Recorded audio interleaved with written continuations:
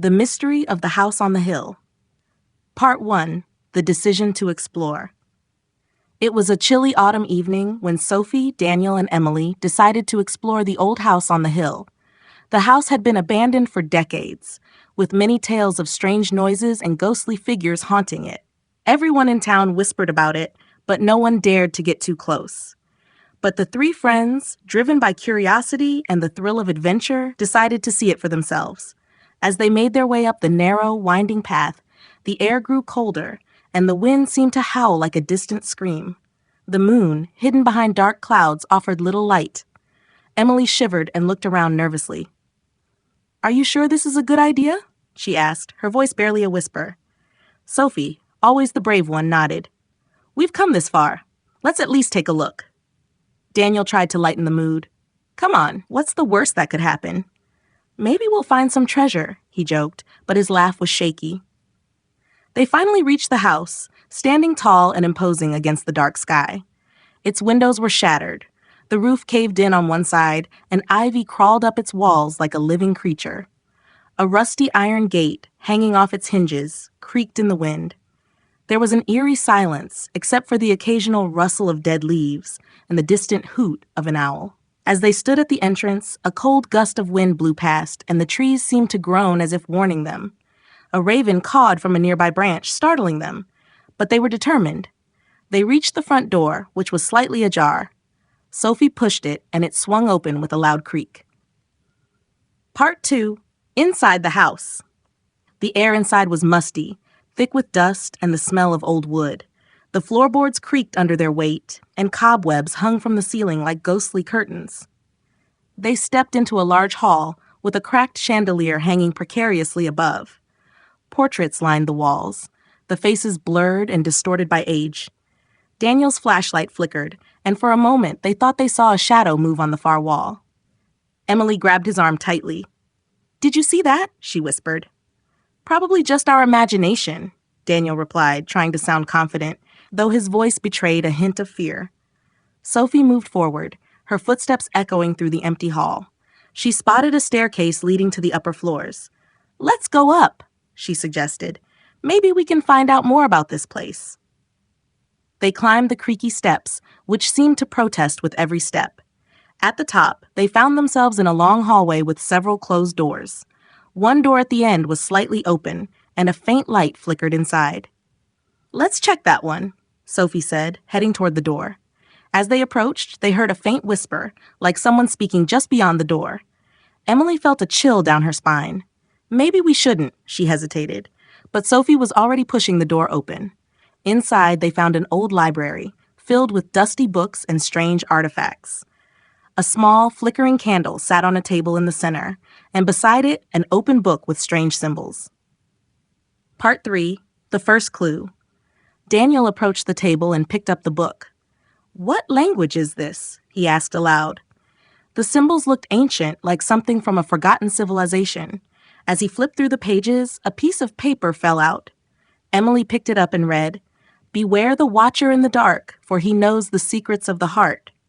Suddenly, the candle went out, plunging the room into darkness. They heard a faint rustling sound, like fabric moving in the wind. A cold breeze swept over them, though all the windows were shut. "Did you feel that?"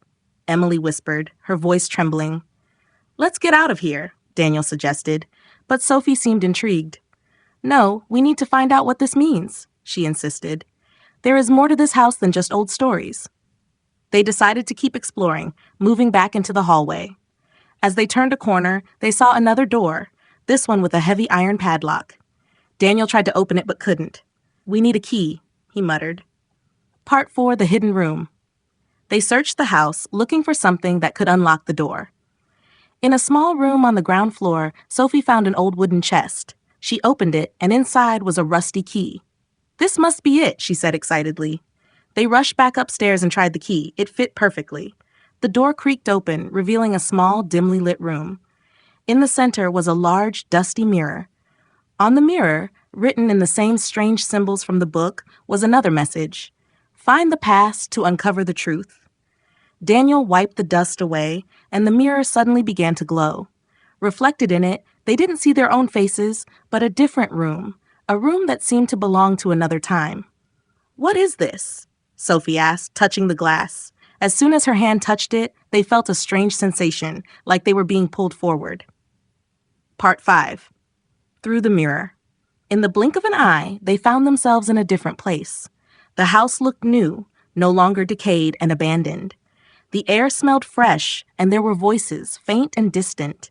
They realized they were seeing the house as it had been many years ago. A woman in a long dress appeared in the hallway, her face hidden in the shadows. She seemed to be searching for something or someone. "Who is she?" Emily asked, but no one answered. Suddenly, the woman turned and looked directly at them. Her face was pale, her eyes wide with fear. "Leave this place," she whispered, her voice echoing in their minds. "He is coming." The vision vanished, and they were back in the old, crumbling house. The mirror shattered, and they felt the floor tremble beneath their feet. The final secret. In a panic, they decided to leave, but when they reached the front door, it slammed shut with force. The house seemed alive, the walls vibrating with an invisible energy. "We need to solve the mystery," Sophie insisted. "It's the only way out." Daniel remembered the note, "Beware the watcher in the dark." He realized it wasn't just a warning, it was a clue. They needed to discover who the watcher was. They returned to the library and searched through the books. One of them contained a family tree, and at the bottom was a name circled in red. Alexander Blackwood, the last owner. "He must be the watcher," Daniel concluded. "But why is he still here?" Sophie found another note hidden inside the book. It read, "Only by revealing the truth will the curse be broken." Part 7. The Revelation. Emily suddenly remembered the attic. "Maybe there's something up there," she suggested. They climbed a narrow ladder to the attic and found an old, dusty portrait of Alexander Blackwood.